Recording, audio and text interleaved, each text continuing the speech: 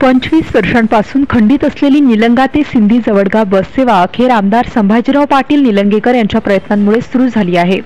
त्यामुळे विद्यार्थ्यांना आणि प्रवाशांना मोठा दिलासा मिळाला आहे। निलंगा ते सिंधी जवळगा बस सेवेची पहिली फेरी सिंधी जवळगा येथे पोहोचल्यानंतर गावच्या वतीने बसचे पूजन करण्यात आले आणि चालक व वाहक यांचा सत्कार करण्यात आला।